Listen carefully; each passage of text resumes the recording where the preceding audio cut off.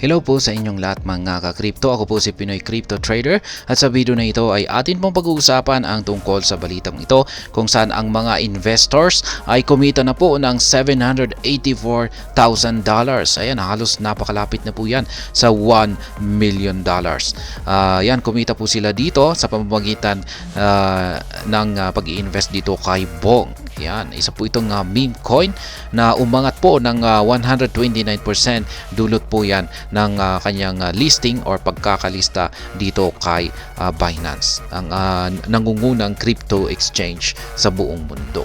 Yan, sa mga hindi po nakakaalam ay yung mga listing po kasi na ito sa lalong-lalo na sa mga malalaking crypto exchange na tulad ni Binance ay nagdudulot po ito ng malaking pag-angat yan or pagsabog or price surge sa presyo ng nalilista na mga token katulad po ni Bonk. Kaya ayan, ang tindi po ng kinita ng mga investor. Ayan, laki po niyan. At ayan, bago po tayo magpatuloy ay nais ko lamang po munang bigyang linaw ang aking disclaimer kung saan ang nilalaman po ng video na ito ay hindi po ito isang financial advice. For education and information purposes lamang po ang layunin nito. Maliban po dito ay nais ko na rin pong magbigay babala na wala pong kahit anumang group chat ang Pinoy Crypto Trader. Yan, sabi po rito, a crypto investor has made significant gains on Solana-based meme coin Bong following the project's listing on leading exchanges. Ayan, mga investors. Ito pong si Bong ay meme coin po ito ni Solana. Ayan, at ayan na nga, kahapon ay meron po kasi tayong balita na ayan, mukhang ililista ni Binance itong si Bonk. Kaya yan, at yan nga ang nangyari ngayon, nalista na nga ito kay Binance. The latest meme coin on the block, Bonk has been the center of attraction for most crypto investors in the past week. Yan, totoo po yan. Dahil sa magandang performance po kasi ni Bonk, ay talagang pinagkaguluhan po itong si Bonk. Yan, nakatrack po ito ng maraming mga crypto investors. Ayan, kasi maganda po talaga yung kanyang price actions. Yan, marami na po talagang kumita, lalong-lalo na yung talagang nakapasok dito ng yung mga early investors ni Bonk. Yan, mayroon na sigurong naging mga milyonaryo dito. For many who have had the patience, massive profits have resulted as the token landed on a listing on the most popular cryptocurrency exchanges. On December 14, Coinbase listed Bonk for its over 100 million users. Binance has now followed that pattern of bringing Bonk to its most broader audience, causing the token price to soar. At the time of writing, Bonk has gained over 129% on the day, bringing its month-to-date increase to over 1,000%. Ayan na po yung kanyang monthly gain. Higit 1,000% na. Yan, ang laki na po. Ayan, sa loob lamang ng isang araw nung ito ay nalista kay Binance ay 129%. Kaya ayan, sinundan po kasi ni Binance. Nauna pong naglista itong si Coinbase. Ayan, una po niyang nilista si Bonk at sinundan naman ito ni Binance. Kaya ayan po talaga, sumunod yung magkasunod yung kanilang impact. Kaya nagpatuloy lamang talaga sa pag-angat yan o pag-angat or pagtaas sa presyo itong si Bonk.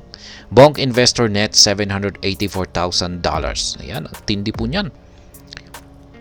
The rapid rise in the price of Bonk has seen the US dollar value of asset held by investors soar over the past month. On-chain data analytics, Look On-chain reveals one Bonk investor who purchased 69 billion Bonk to 50 digits 21 and staked the tokens from October 30 to November 29.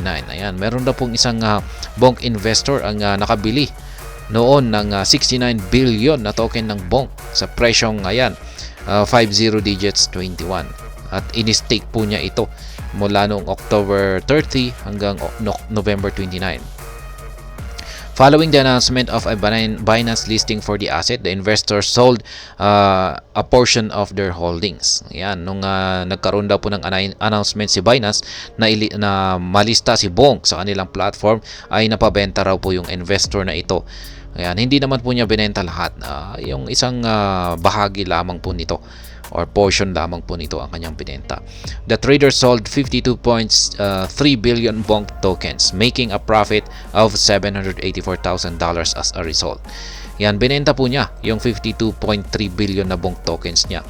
Yan, ibig sabihin ay meron pa siyang natitira kasi 69 billion na Bonk token po yung kanyang nabili. Tapos binenta niya yung 52.3 billion na Bonk tokens. Kaya yan, nagkakalaga po yan ng $784,000. Yan, laki ng kanyang kinita. The others still holds over 14.7 billion or ayan, nagkakalaga po ito ng $474,000 staking across Solana DeFi protocols. Ayan, may natira naman po siya. May itinira siya na 14.7 at naka-stake po ito sa iba't ibang mga DeFi protocols ni Solana. Yan, hindi po niya binenta lahat. Pero pag binenta po niya lahat yan, ay nasa higit $1 million po yung kanyang kinita.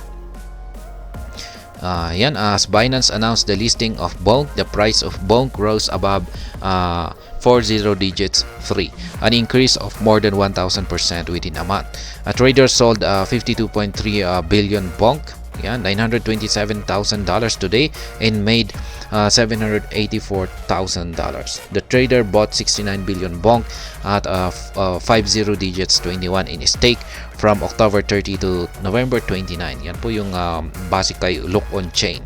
Kaya yan, umangat po sa presyo. Nabili po niya ito sa 50 digits 21. Tapos binenta po niya ito nung umangat ang presyo ni Bonk sa 40 digits 3. Kaya yan, laki ng kanyang kinita. Meanwhile, the jump in the price of Bonk has also seen its value surpass that of many leading crypto assets. According to CoinMarketCap, the token is currently the 42 largest crypto asset. With a $2 billion market cap, Bonk has surpassed other majors such as Arbitrum, Algorand, Stacks, and Aave. Kaya ayan, marami pong nahigitan si Bitcoin dahil sa kanyang price surge na ito. Yan, yung kanyang tuloy-tuloy na pag-angat sa presyo. Yan, nahigitan niya yung mga major altcoins dito na katulad ni Arbitrum, Algorand, Stacks at saka si Aave. Kaya yan, ang tindi po talaga ni Bonk. Per sentiment, the price of Bonk surpassed Shiba Inu on December 7 and is now closing in on Fluky Inu. Ayan, nahigitan na rin po niya si Shiba Inu at saka maging si Fluky Inu. At the same time, Bonk recently reached a new high in on-chain swap activity with over $89 million traded. The asset's overall trading volume surpassed $1.1 billion in the past 24 hours. Yan po yung kanyang recent performance. Kung saan ay yan, nakapagtala po siya na naman ng bagong new high dito sa kanyang on-chain swap activity. Ayan, ang tindi po talaga ni Bonk.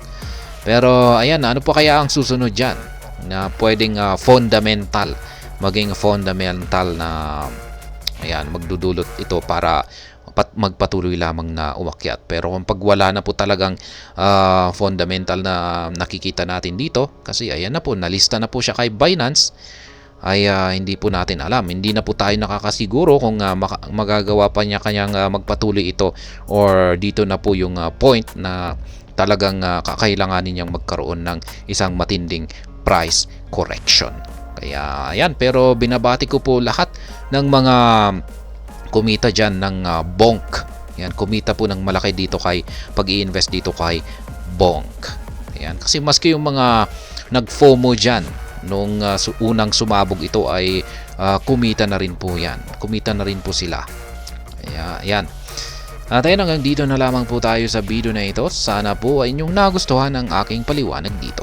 Kung inyo po itong nagustuhan ay pakiclick lamang po ang like button nito. Para naman po sa mga bago lamang dito, kayo po ay aking inaanyayahan para mag-subscribe. Pakiclick na rin po ang bell icon nito dahil ito po ang siyang magsisilbing notification nito sa mga bago kong videos na akin pong ina-upload sa aking YouTube channel na ito. Marami pong salamat sa panunood. Ingat po tayo lagi at God bless po sa ating lahat.